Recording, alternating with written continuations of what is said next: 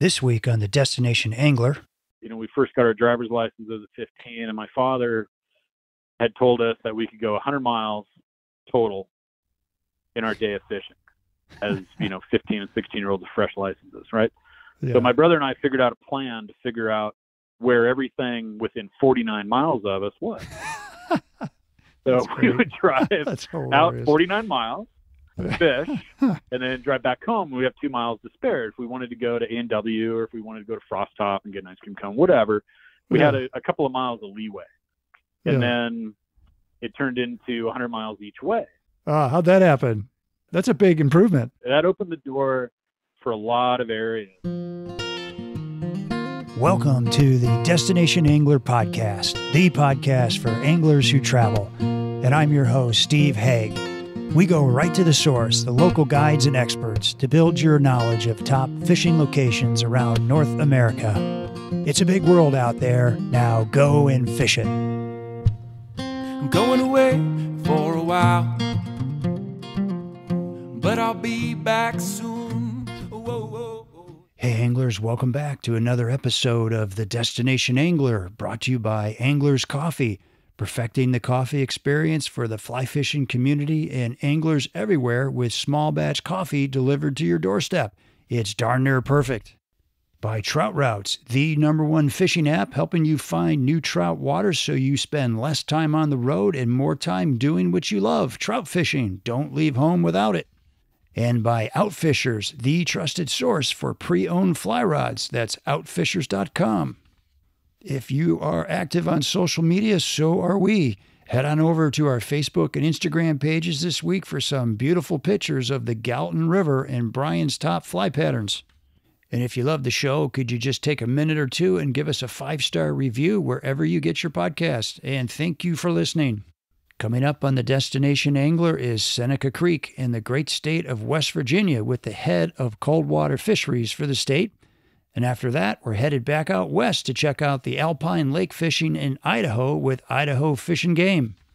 And be sure to backcast to catch the last episode of the Destination Angler Part 1 of the Gallatin River with competition angler and guide Brian Kimmel.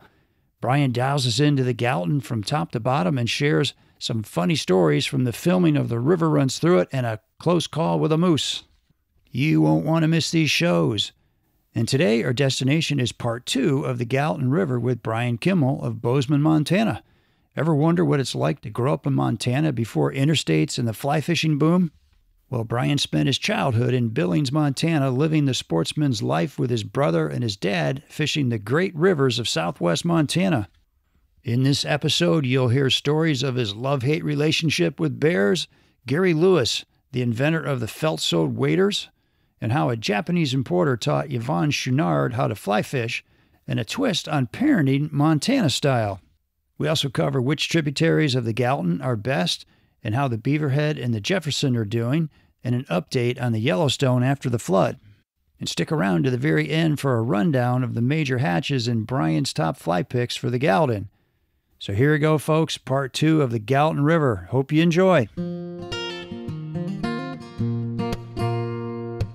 I've heard stories of elk hunters, that when that gun goes off, that's like a dinner bell for a bear to come flying in, and a lot of elk hunters have problems with bears during hunting season. There's a component of that does take place. I think that more and more, with the advent of technology and, just this compaction of people that, everybody's getting compressed. So there's more people in more places and more woods, and there's just not more wilderness, if you will. So yeah. I do think that we see this conflict, and we see more and more of this, maybe because, there's just more people there. There is an abundance of bears, and some people, a lot of people agree that there are a lot of bears. There is a good group of people that believe there's not enough bears. But the bear is the symbol of the Western wilderness and the wildness of, the West. So there is a respect there amongst them. Yeah, no kidding. I've never seen a grizzly bear in the wilds. I've seen some black bears, but never a grizzly bear. And I'm not sure I want to unless I'm in a car. Well, I tell you, the what I love about the grizzly bear and what I hate about the grizzly bear is the exact same thing. And that's that the bear can show up whenever and wherever it wants. Mm-hmm. And if it's standing on the side of the river, that happens. Is it behind the restaurant in the canyon? That happens. So I think that portion of that bear, and why I do like them and why I do, shake my head at them from time to time, is just so fascinating. Yeah, no kidding. Well, kind of back to what I was asking you about before about, on all your years of guiding, tell me about some of the people you've met through the years. I mean, you've worked with some pretty amazing fly fishermen too, right? I've worked with a lot of the industry people, definitely. I was blessed to be able to spend some time, in the presence of, LaFontaine and Hoffman and Lawson, Bud Lilly, the Dan Bailey. There's a big group of those people that I was introduced to via a mentor that I had named Gary Lewis here in Bozeman. And Gary was kind of our local, I guess I would say he was our local legend. And he knew everybody. He was part of that original kind of fly fishing guard.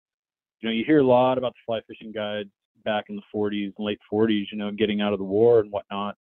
And, becoming, starting these businesses and how a lot of these businesses came along in the 40s and the 50s. Gary was no different. He was a fly casting instructor. He was one of the very first Orvis endorsed guides. Gary's claim to fame, and he shakes his head when I say this, but Gary Lewis had invented the felt sole that we know on our boots.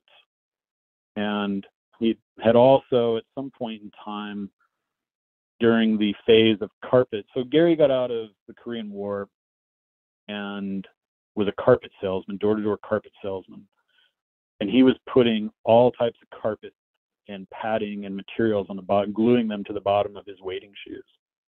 And then he was selling wading shoes and carpet bottomed, muck boots Yeah. to Mike Lawson and Dan Bailey and Bud Lilly. Like, hey, these are great. If you wanted felt-soled shoes, Gary was your guy. And, he taught us a lot. He was my mentor at Lone Mountain Ranch at that time. Gary's probably, he's got to be in his late 80s. Got to be. If not, a little bit older. Yeah, if he's in Korea, he's got to be close to 90. Yep. Super nice guy. Taught me a lot. And, also, introduced me to this crowd of people. And through the guiding world, you get to meet, what I consider the old guard. And no disrespect in saying the old guard, but that group that started the businesses, ran them a certain way, gave you a kind of a roadmap of how to treat people and how to treat the environment and all of the things that sometimes get lost in the new age of guiding, if you will, the Instagram age of guiding, where it's all about a photo or it's all about a look at me situation. These guys obviously were prior to all of this and, for the most part, doing 35 millimeter cameras if and when they decided to take a picture. But that group, I learned a lot from a lot of those people and a lot of that generation that had a different respect and a different outlook as well. They knew that this was coming and how the world was changing and, how precious, the fly fishing resources are and were at that time and are today. Yeah. So you grew up in Billings and then Bozeman. I'm curious, what was your child like growing up in Bozeman, Montana in the 1980s maybe? When were you there? I moved into Bozeman in 90, the winter of okay. 90. But all of my childhood spent in Billings. A lot of us, my father was a sportsman, still alive today, still loves fishing, still loves hunting. He'll be great. 79 this year. Boy, I should know that. Okay. He's 79 this year. There you go. Always made sure that my brother and I have one older brother, and my brother Chris and I were, brought up as sportsmen and ethical sportsmen, anglers. This was a time where Montana was coming out of their heavy stocking. They were stocking Montana prior to 78, I believe it was. Mm-hmm. when they decided to go wild trout from that moment on. So a lot of our time was spent, my father and my mom worked, 9 to 5, 5 days a week. And that Friday night, we'd load up in the truck and the little camper, and we'd head up either to the Stillwater or the Boulder at that time in the early 70s. Nice. And then started to traverse a little bit more towards Bozeman, fish the Gallatin, and then ultimately on the Madison. And this is something, too, that escapes a lot of people here in the area today, is that prior to 1984, the interstate wasn't done from Billings over. So you're on a 2-lane road. And it was a 6-hour trip in the back of a Ford F-250 towing a 15-foot, 1955 Roadrunner camper. And it was an event at that time to go from Billings to the Madison. Really? And wow. Oh, it was a treat. It was a treat. Yeah, it was an all-day event to go and come back. And the old so Montana. we spent a lot of time, fishing in, the waters close to Billings. And as my brother and I started to get a little bit older, we first got our driver's license as a 15, and my father had told us that we could go 100 miles total in our day of fishing as, 15 and 16-year-olds with fresh licenses, right? Yeah. So my brother and I figured out a plan to figure out where everything within 49 miles of us was. So we would drive out 49 miles, fish, and then drive back home. We have 2 miles to spare. If we wanted to go to A&W or if we wanted to go to Frost Top and get an ice cream cone, whatever, we had a couple of miles of leeway. And then it turned into 100 miles each way. How'd that happen? That's a big improvement. That opened the door for a lot of areas. And we were able to start fishing the Gallatin. We were able to start fishing a little bit more of the trout water of the Yellowstone. So we had these opportunities to get a little bit further and a little bit further and a little bit further. Yeah. But those were the early days fishing there. My father didn't allow us really to be fly fishermen until we were teenagers. And I understand now why. Before I didn't get it. But, my father and mom worked really hard, and to have a fly rod was kind of a special thing. And I could see why he didn't want a 7-year-old, sticking it down in a gopher hole while we were fishing on the river. And, my brother and I were lethal spinner fishermen and, the worm dunkers. I'm convinced the best nymphers came from worm dunking. And, sold 3 subscriptions to the Montana Hunting and Fishing News to get my first fly rod, which I just saw in the garage today. Oh, really? I got this Eagle Claw Blue Diamond fiberglass fly rod, or graphite fly rod. There we go. But yeah, sold 3 subscriptions, sold 1 to my uncle, 1 to my dad, and 1 to my junior high teachers, and got this free fly rod. And that was the first fly rod that I owned. We had some old pack rods, and if you remember the Eagle Claw spin fly combos, you just took the plug out the end and flipped the cork around, and it was magically a fly rod just because the reel was on the end. But fished with that for a long time as well as a kid. Yeah. Oh my gosh. Well, I'm curious, what do you feel like you learned from your dad? And what kind of you think will live on in you from your dad? I think the respect for wilderness and respect for life as well is always ever present in my mind. We knew that we were harming fish when we caught them, but we did everything we could to make them, healthy and strong before they left, right, in the catch and release era. And I think there was a moment where my father and my uncle, Carl in particular, they kept everything they ever caught. And I didn't care necessarily for the taste of trout, especially out of the river systems. We spent a lot of time in the Beartooth hiking to, alpine lakes and things, and eating the cutthroats up there were some of the most delicious fish to this day that I've had as far as trout are concerned. But I think that respect for life and living things was really paramount. As hunters, we didn't take bad shots. The ethics and the ethos of the angler, the sportsman in general, that was kind of taught in the 60s and 70s. And, not to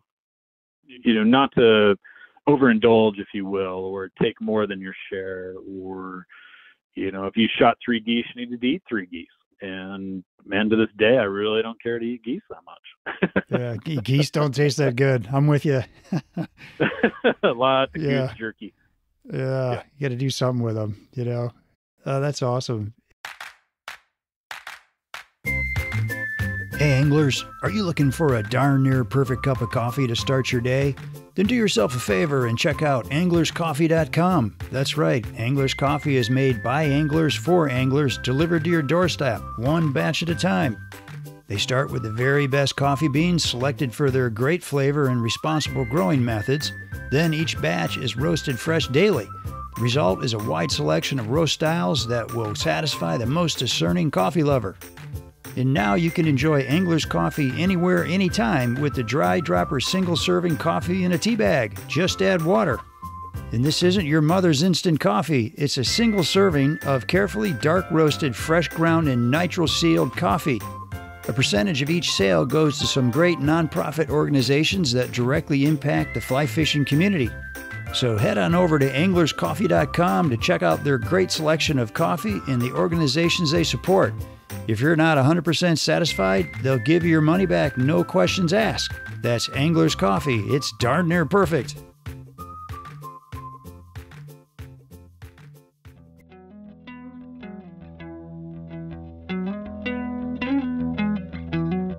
Hey anglers, if you're like me, you're always on the hunt for new trout streams to explore, but finding these hidden gems can be challenging.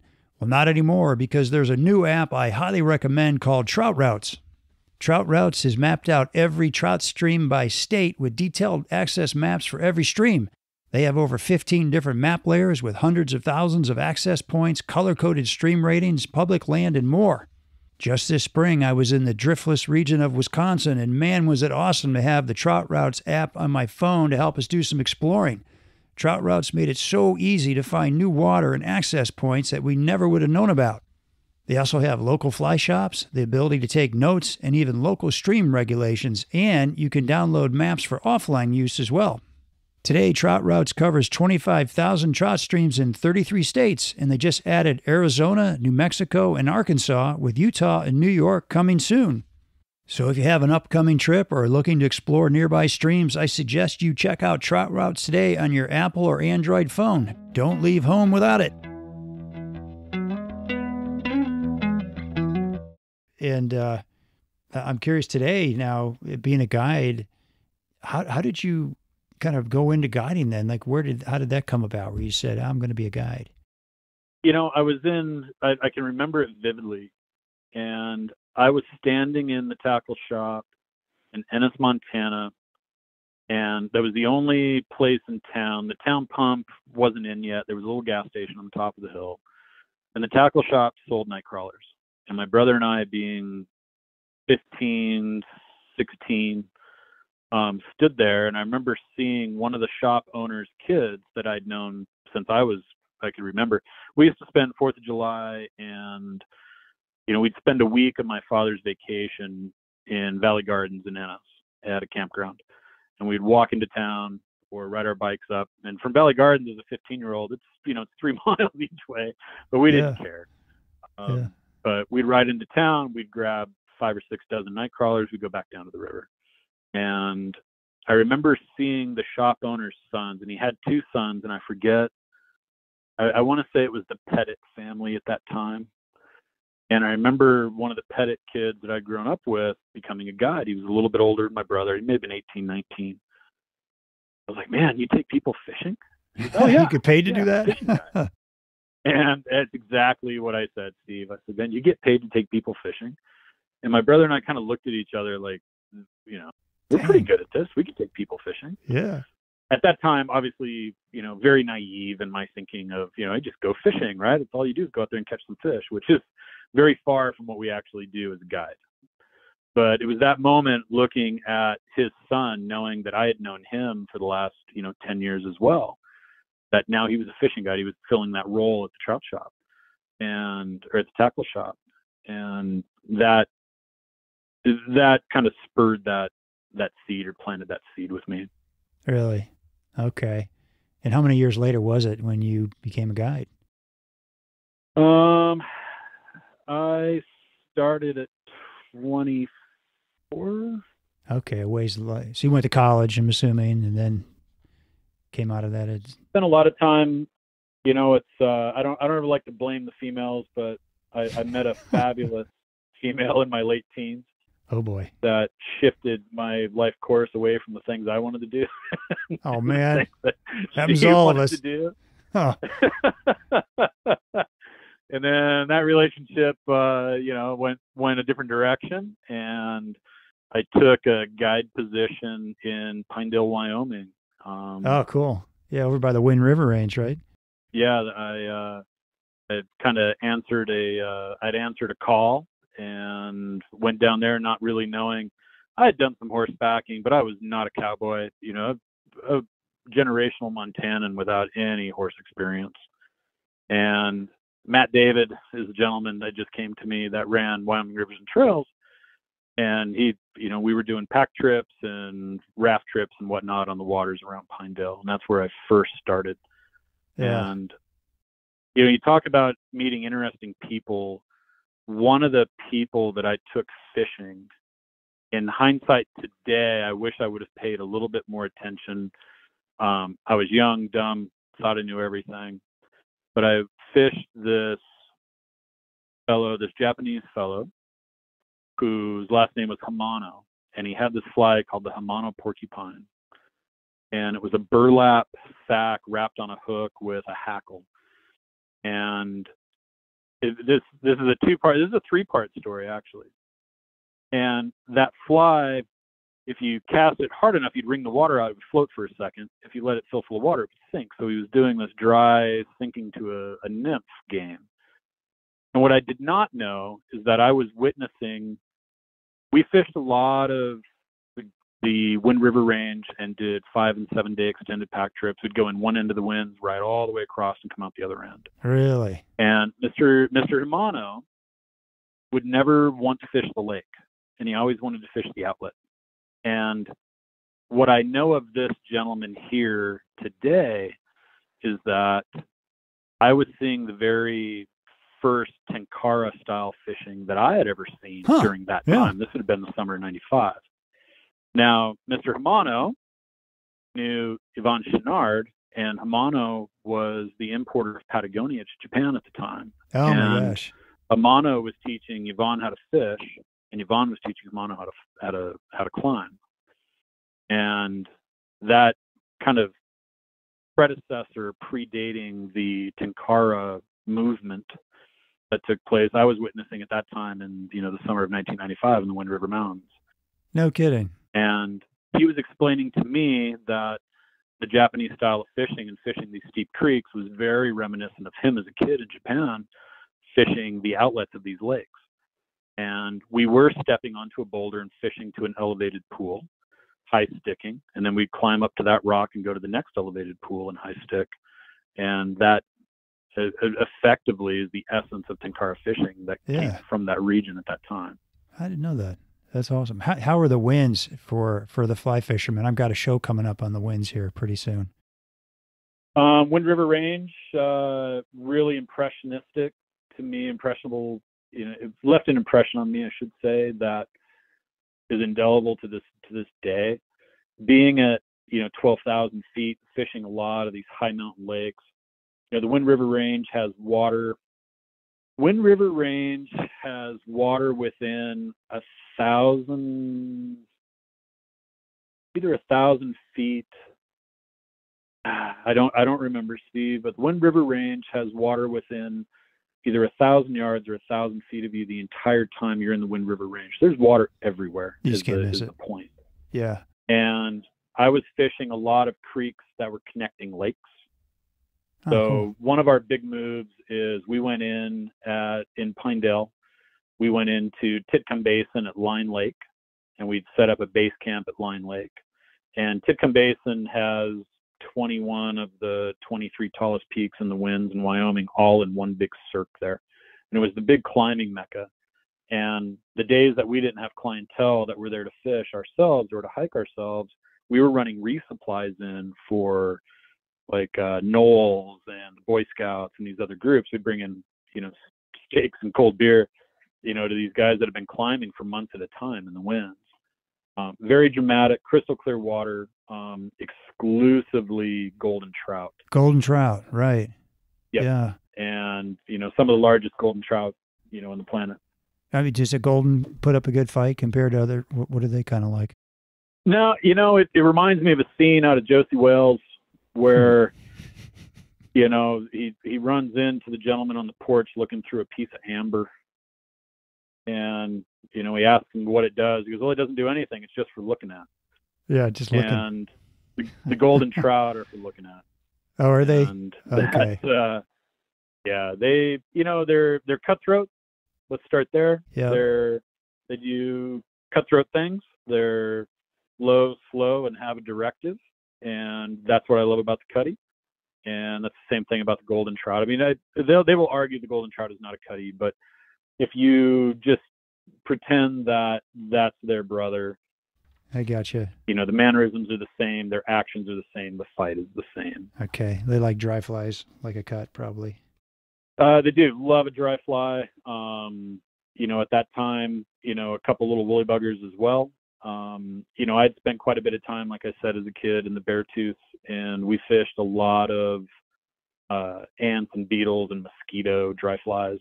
Yeah. And I took a lot of that with me when I went to the Wind. Sure. And it was equally as effective up there. Love the Beartooth. I've been up there many times. Beautiful.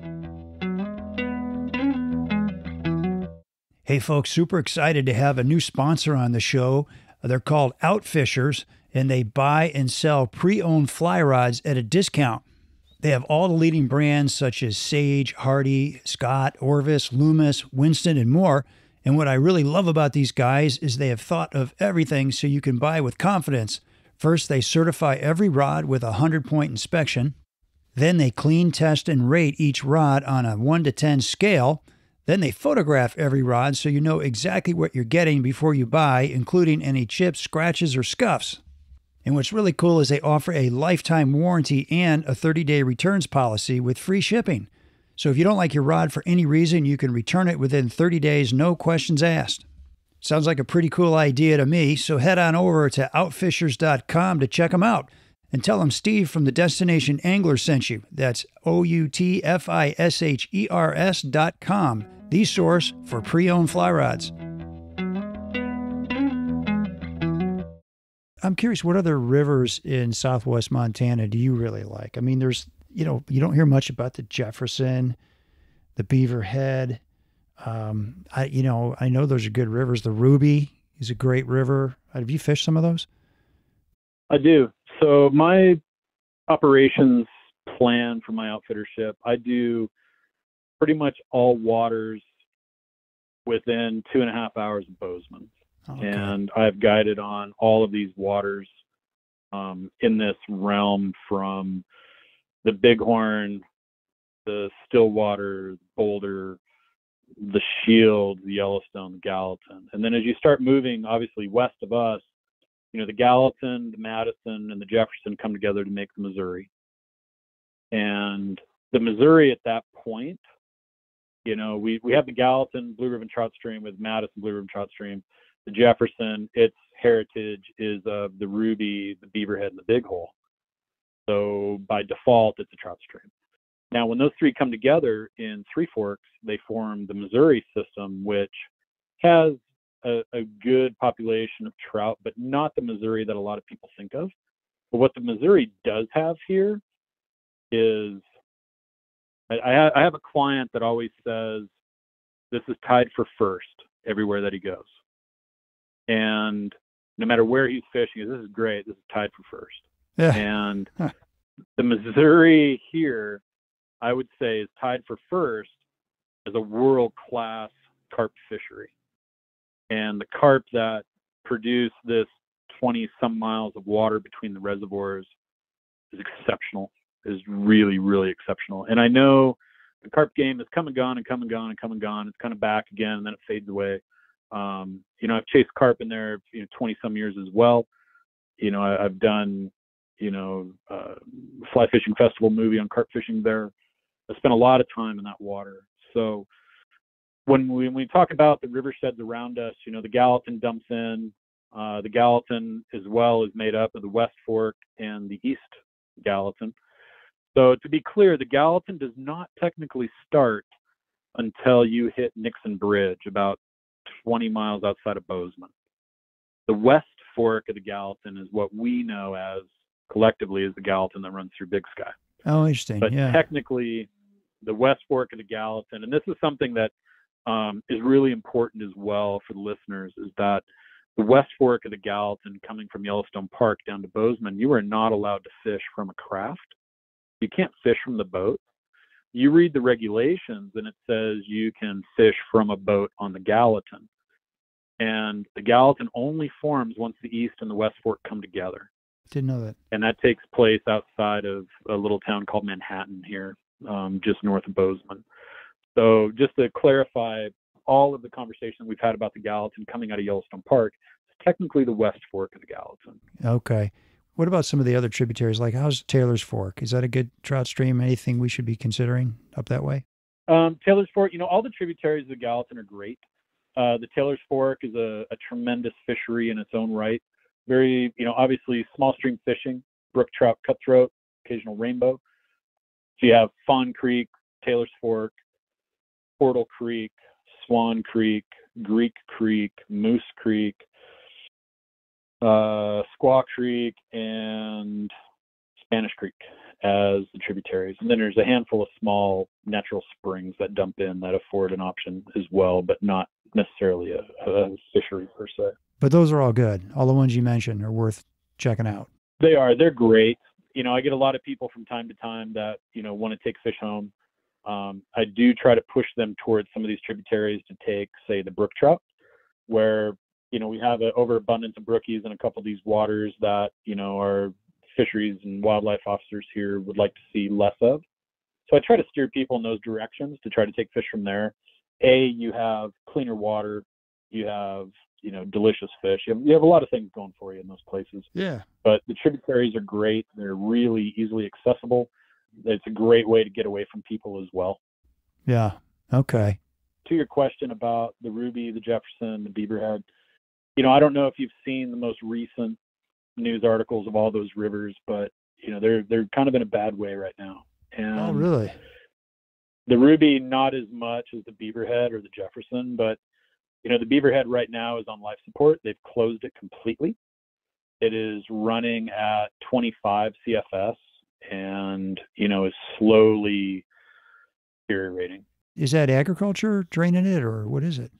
It is, very few of the waters in Montana are regulated for fishing at all. Majority of it is water storage, and it is, water rights that date back years ago, and it is for agricultural purposes. And the Beaverhead is one of those rivers that they make it very clear that the water is not for fish.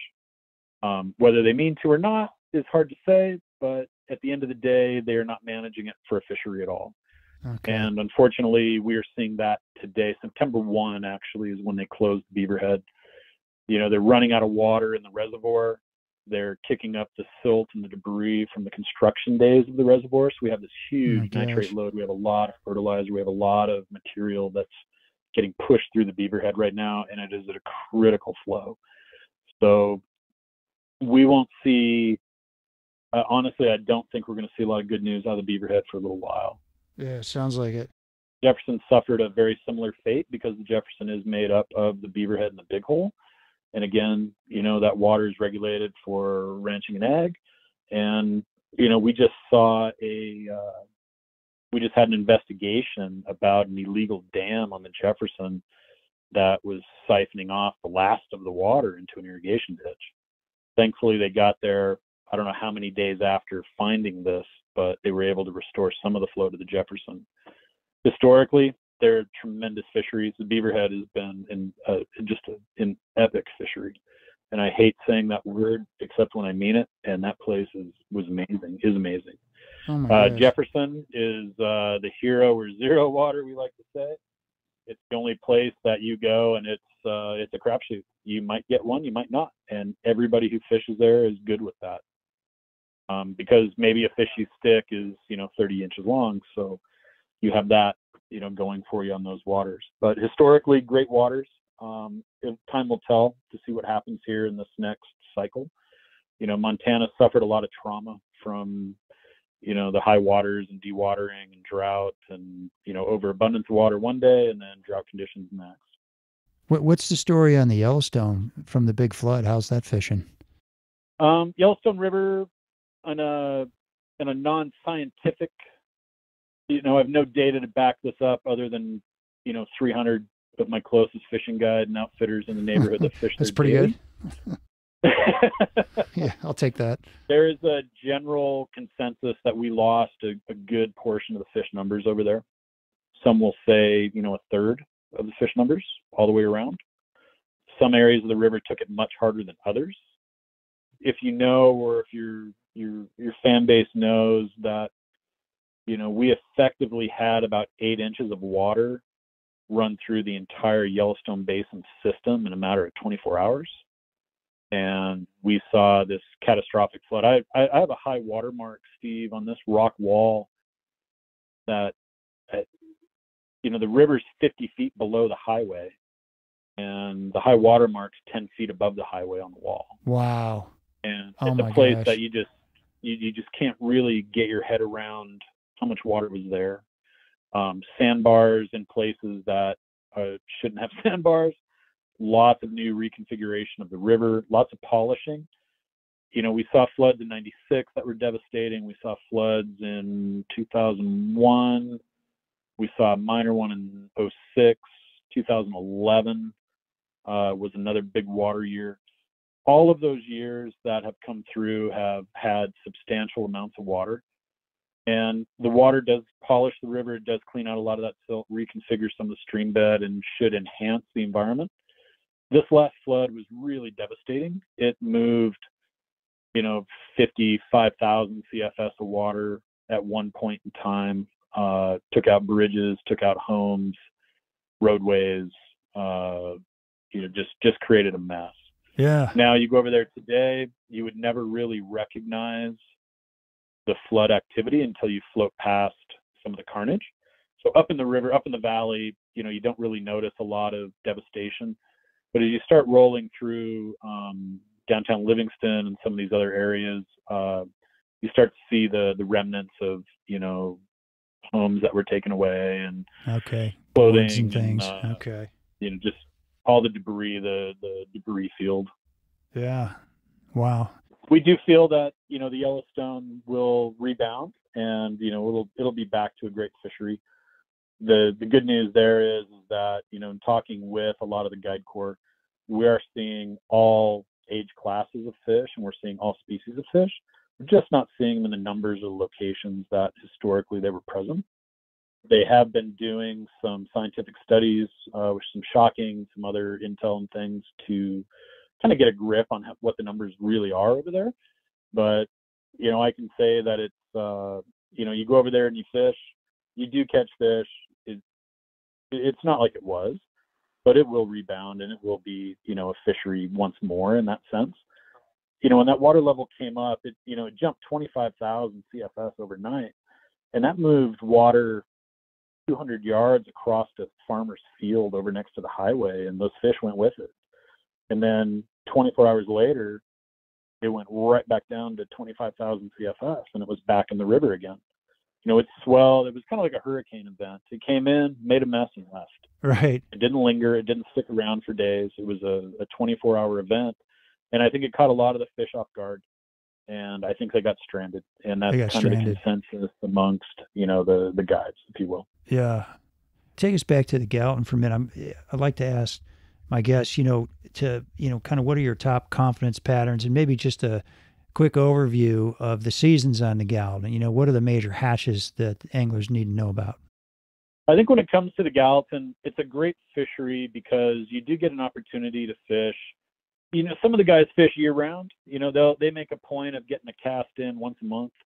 Reality is from probably Thanksgiving until President's Day, the water freezes. Some of the area freezes from the bottom up because it gets so cold here. We get an anchor ice effect. Yeah. So the fishing doesn't really, there's really no access to the water upstream of Big Sky except by, Snowflake Springs. So there's about a quarter mile up there that's open water all year round. And then right below Big Sky, we get about 4 miles of open water that you can fish during the winter. And the winter fly fishing season is kind of a big deal in Big Sky. You get a lot of the tourist base that are skiing, and maybe skiing's, and the skiing's bad and it's sunny, the fishing's great. So a lot of the fishing on the Gallatin starts, really, honestly, March 1 is about when you could really go and start doing well. Some of my guide friends that live up in the area there will argue that point that you can go at any day, at any time. But in reality, for the angler, March 1 probably starts the season. And during March, we do see the midge activity daily. We see the little small snowstones, and that's really about it. If you can envision, the hatch cycle being a pyramid, and the very bottom of the pyramids, January, February, March, and it's all midge, a little bit smaller insects, some grazing caddis that roll on the rocks, some stoneflies that are crawling around, but most of the time, hatch activity is all midge orientated. And then as you start to kind of progress into late March, early April, the fish start to become a little bit more active. They start to go into their spawning modes for the rainbows. Water temperature increases a little bit. We start to phase into the Baetis and the blue-wing olives. And then towards the end of, mid-April, towards the end of April, we start to see the caddis. We get a phenomenon here with some of that murky water, and that murky water absorbs heat a little bit more than the clear water. So we get an artificial heating as that water starts to stain a little bit as, spring days linger and things heat up. Didn't think of that. So this little bit of cloudy water has an absorbency component to it that kind of it almost superheats the water for a moment, but all it does is it brings up water temperature just enough to create a new insect hatch, right? So you go from 42 degrees for the Baetis, 44 degrees, blue wings, 50 degrees for, the caddis, and then so on as you go up the temperature scale. And so mid-April, we start to see the blue wings. We start to see a little bit of the Mother's Day caddis. The Gallatin runs really cold. So the Mother's Day caddis that we hear about in Montana doesn't really take effect on the Gallatin as we know it by Big Sky. Now, the lower end of the Gallatin, where it actually is formed and technically is the Gallatin, where the East and the West Fork come together, there's 12 miles from that bridge to the Missouri. And it's much further out of town. The upper end of the Gallatin by Yellowstone Park might have 4 feet of snow on the ground. And the mouth of the Gallatin dumping in the Missouri might be 60 degrees. There's a huge temperature swing from being in the mountains out to the valley floor. So that plays as well into the hatch activity. High water usually hits, like I say, Mother's Day to Father's Day. We do a lot of nymphing, a lot of stonefly nymphing. The Gallatin still has one of the great golden stone and salmonfly hatches of our region. And it's a fishery that the fish still eat them on. A lot of places have a salmonfly hatch. And while it's here for, let's just say 14 days, the fish eat them really heavily for 2 days. They peck at them on 3 or 4 days, and they don't eat them for a week. Will they get gorged, do you think? What's going on there? I think they gorge themselves. I do think that the fish find themselves uncomfortable with a lot of that food too. You catch some of these fish that look like they ate, 7 or 8 golf balls. Their bodies kind of all distended, and they're just kind of crooked. Sure. They're eating a lot of caddis. They're eating a lot of the stonefly nymph. And I do think there is a lot of other insect activity. The salmonfly does not come by itself. The salmonfly is usually shrouded in, for us, you're going to see PMDs and caddis with it, and you're going to have 3 different species of caddis. You're going to have, what I affectionately call the small, medium, large, and the light, bright, and dark caddis. And so the stonefly as well comes with the salmonfly, the big female. The biggest female is, almost what looks like your index finger, right? They're 3 inches long, and they're about that girth. Huge bugs. What's your favorite stonefly pattern? Favorite stonefly pattern for the adult? I'm a big fan of the flutterstone. Eric Paulson's in my neighborhood, and Paulson's flutterstone seems to seal the deal, especially on the better fish. I do think you can run just about anything that's orange, any of the chubbies that are orange. And with most hatches, you can get away with the standard pattern, and then you have all of these little kind of tricked out patterns, if you will. There's a fly called, I want to say it's the 64 Chevelle, something along those lines. huge salmon fly, but the body is about the size of a toothpick, and it's just all legs. Huh. And it works. And the fish really like that. Works great. A lot of the traditionals, the bunion bug, the original bunion bug. That is a thing, the bunion bug. Oh, it's a real thing. Yep, you can still get them. They're just like hand carved balsa wood. They look like a cigarette butt with a wing out either side, like a bow tie wing. That's hilarious. But lots of golden stones. A lot of the time I'm fishing a yellow golden stone with like a black egg sac off the back. The fish tend to pick on those, and it seems like the golden stone during the salmon fly hatch, I think you get 2-to-1 on the golden stone over the big salmon fly. But it is so much fun to throw a fly that's that big. Unless you fish with mice, you really don't fish with a pattern that large. Yeah, right. So after we start to see the stone flies, the salmon fly and the golden stone linger. The golden stone lingers longer than the salmon fly. That transitions into the yellow Sally and then some of the caddis.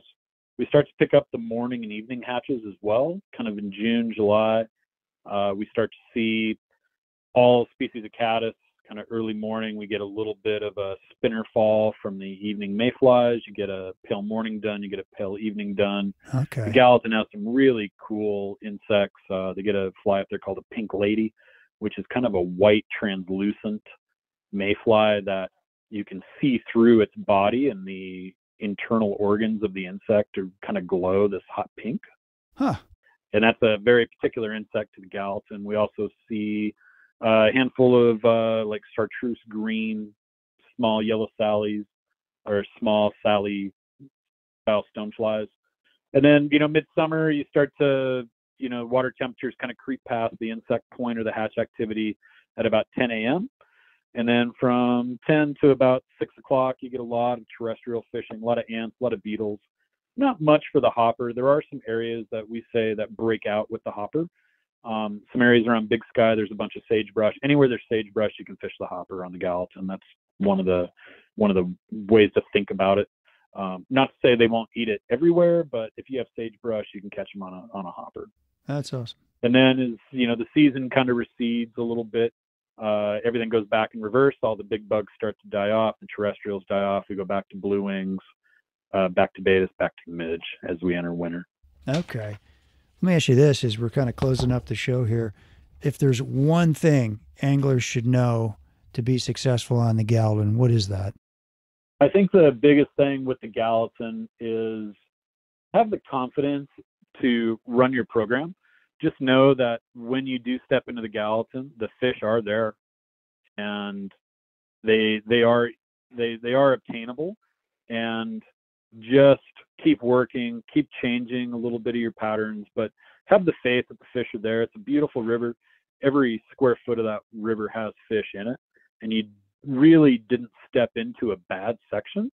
You just have to have the confidence that they're there and you're fishing for them as they are there. That's a great tip. All right, then I got to ask you, what does a ranch and live water properties real estate broker do? So, a lot of Montana, a lot of people that are, looking to come to Montana like Montana for several reasons. And one of the reasons is the fishing and the availability of having, the dream of having a cabin on a river, or having a place with live water, or some water that's going to house fish or wildlife, waterfowl, things of that nature. So I work for a company that, with my guiding knowledge and the extensive knowledge that I have of Montana, weather, climate, all of these areas, populations and whatnot, I kind of have a unique skill set that comes into play when it comes to understanding where these properties are and what these people are looking for. Yeah. The recreational amenities side of it is I'm hired to go and do assessments of the fish numbers. On the fishing side, I get to go in and fish and see what kind of fish or what kind of densities at that particular time of year, based on some of the knowledge as well that I've collected from all of the years, again, of guiding, and just the knowledge of these areas and what should be there and what shouldn't be there. Also, part of that job entails setting game cameras and, keeping tabs on wildlife, and as well, Okay. hunters, anglers, and people who do come through the property. Yeah, that's pretty neat. That sounds like a ton of fun. And are property values have they gone through the roof out there like they have everywhere else? They have. I think when the idea that you can work from home really hits a person, they realize that I can work from home, and they take that to heart. And they did move in droves kind of everywhere. I've got friends in the Panhandle of Florida. I got friends in California. I got friends in Montana, Idaho. Every state saw this giant shift. Montana is desirable for a lot of different aspects. There is the idea that maybe a very long, cold winter will change a lot of folks' minds. Yeah, you gotta like winter about being here. Yeah. You show up in June, it's lovey-dovey. On February 14th, when it's 39 below zero, it's not so lovey-dovey. Yeah. Find out you got skin on your face in a hurry, don't you? Well, the science teachers around here crack an egg, and they hold the egg about 3 inches off the sidewalk. Yeah. And it's in the reverse of Phoenix, right? They throw an egg on the sidewalk, it cooks. Well, my second grade science teacher buddy cracks an egg and holds it there for about 10 seconds and then lets go of it. And the egg freezes with the eggshell cracked open and the egg touching the ground. It looks like a little mushroom. Oh my gosh. And so you think of the reverse of how things work. And it's cold. It's cold and miserable. Don't come. I've heard. So, all right. So one last question. If for an angler who's fishing the Gallatin, what is your top one or two places to go have a bite to eat, maybe a beer or something at the end of a day on the water? Well, the Gallatin's got several up around Big Sky. There's a handful of spots up there. The Old Corral restaurant is an old staple of Big Sky. It's been there a long time. As you move out of Big Sky area, the Stacy's Bar and Grill down here, the Old Faithful Bar and Grill in my neighborhood's a sure bet. Down in Bozeman? And then the jump, Gallatin Gateway. Gallatin Gateway, okay. We're a little community between Big Sky and Bozeman. And out in Gateway, we've got the jump in Stacy's. Yeah, I've stayed at that Gallatin Gateway Inn when it used to be a hotel back in the 90s. Pretty cool place. It is. It's now it's employee housing. Oh, it is? Oh, my gosh. Oh. You wouldn't, if you haven't been here, you came last year, so you saw it. I drove by it. I saw it, and it didn't look like much.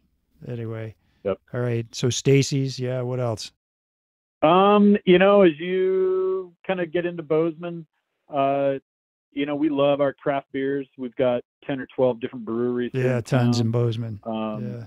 Big fan of Dave's Sushi. A lot of people don't really think about sushi in Montana, but we get flights twice a day bringing fresh food in, fresh tuna in, and we can compete with a lot of the larger cities when it comes to the food and drink fare. Getting pretty bougie out there in Bozeman these days. There's definitely some bougie there. There's still some bars that you can get away from it all too, which is how great. About that? Some of the original heritage. Well, Brian, thanks so much for being on the show. This has been great talking to you. Great, Steve. Thank you for having me again. Yeah, for sure. And how can people get in touch with you? They can find me on the World Wide Web, BrianKimmelFlyFishing.com. They can also find me at Montana Life Real Estate here in Bozeman, Montana. Okay. And, if they stop in at a fly shop, they can all get a hold of me. Oh, good. Well, awesome. Well, there you go, folks. Give Brian a call if you want to book a trip. I think his schedule is probably pretty full with guiding, but maybe you can sneak in a trip with Brian. Listen, Brian, I wish you extraordinary success in all your adventures to follow. And thank you, folks, for listening. And we will be sure to post Brian's contact info on the Destination Angler show notes and pictures of his top flight picks on our Facebook and Instagram pages. You can always DM me or email me with comments and suggestions at shaig50@gmail.com. Hey, and if you like the show, please tell a buddy. As always, our music is by our Brothers Fountain. Hope you enjoyed the show, and we will see you again soon. Tight lines, everybody. Well, I'll go from the land to the shining sea. But I know, there's more to life than what the eye can see.